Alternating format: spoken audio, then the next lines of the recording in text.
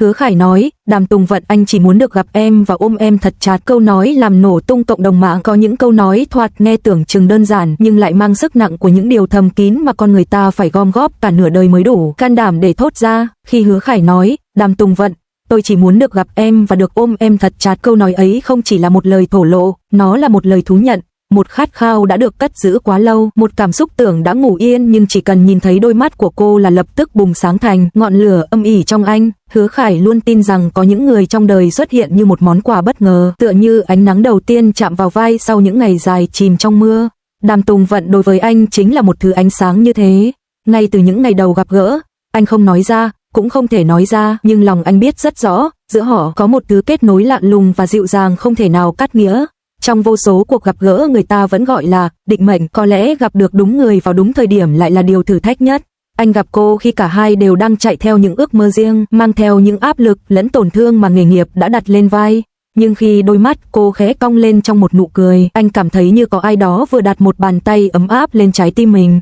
Và khi ấy, anh biết, mình muốn giữ khoảnh khắc này lại, muốn giữ cô lại. Họ sống trong thế giới của ánh đèn sân khấu và những tiếng hô vang của người hâm mộ, nhưng đằng sau tất cả những hào quang ấy là những đêm dài tĩnh mịch. Trong những khoảng lặng giữa các lịch trình, Hứa Khải thường mở điện thoại, nhìn vào tên cô rồi lại tắt đi. Anh soạn không biết bao nhiêu tin nhắn, cuối cùng vẫn xóa. Có những lời muốn nói ra, nhưng chỉ cần nghĩ đến việc liệu người kia có sẵn sàng lắng nghe hay không, anh lại im lặng. Ai cũng nghĩ Hứa Khải là người thẳng thắn, là chàng trai có thể dùng ánh mắt sắc bén để diễn tả cả nghìn cảm xúc không nói thành lời.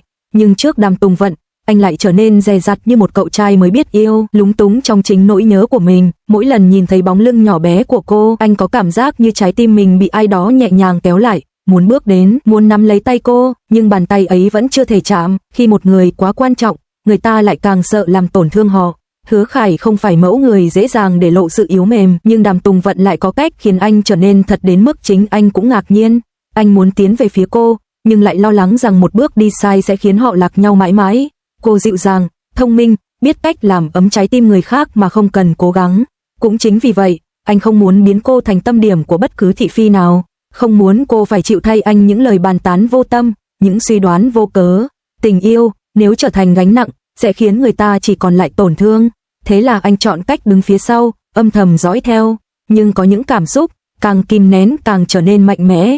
Đến một lúc nào đó, cả thế giới đều có thể nhận ra chỉ trừ người duy nhất anh muốn người ấy biết. Rồi một ngày, khi những lịch trình tình cờ giao nhau, khi cánh cửa phòng chờ bật mở và anh nhìn thấy cô đứng đó không đèn sân khấu, không tiếng reo, vẫn bận, cô vẫn bận, nhưng mỗi khi mệt mỏi, họ biết rằng chỉ cần gặp nhau, chỉ cần một cái ôm đủ chặt, cả thế giới này sẽ trở nên nhẹ nhàng hơn. Tình yêu giữa họ không ồn ào, nó không cần phải được phô bày, không cần chứng minh bằng những lời đao to búa lớn. Nó lớn lên từ những điều nhỏ nhất, một tin nhắn, hôm nay em ổn chứ, một ánh nhìn giữa hàng trăm người, một lần chạm tay ngắn ngủi nhưng đủ để làm tim nhói lên vì ấm áp, một cái ôm mà cả hai đều chưa muốn buông. Và mỗi khi anh lại khẽ nói trong lòng, chỉ cần được gặp em và được ôm em thật chặt là đủ rồi. Sau cái ôm hôm ấy, họ không cần phải nói quá nhiều. Giữa hai người, im lặng không phải là khoảng trống, mà là một dạng kết nối sâu sắc. Chỉ cần ở cạnh nhau, họ đã cảm thấy bình yên đến lạ. Đôi khi Đàm Tùng Vận sẽ ngồi đọc kịch bản trong khi Hứa Khải lặng lẽ pha cho cô một tách trà nóng. Cô chỉ cần ngẩng đầu, mỉm cười cảm ơn và thế là đủ để anh thấy cả ngày mệt nhọc trở nên nhẹ tênh. Có những chiều muộn, họ ngồi trên sân thượng, nhìn thành phố lên đèn. Không ai nói về những áp lực mà họ đối mặt nhưng cả hai đều hiểu ở người kia có một sự đồng cảm không cần giải thích. Hứa Khải luôn thích nhìn cô nghiêng đầu suy nghĩ, thích ánh nhìn trầm lắng trong đôi mắt cô khi ngắm bầu trời. Còn Đàm Tùng Vận lại luôn cảm thấy an lòng khi nghe giọng anh trầm thấp kể về những điều nhỏ nhặt trong ngày, không cần phải chạm vào, không cần phải nói ra, chỉ cần sự hiện diện của nhau đã là đủ để trái tim bớt cô đơn. Dẫu vậy, họ không thể tránh khỏi sự thật rằng thế giới ngoài kia vẫn luôn soi mói, vẫn luôn xôn xao từng chút về họ, những tin đồn, những lời đẩy đưa vô cớ bắt đầu bủa vây.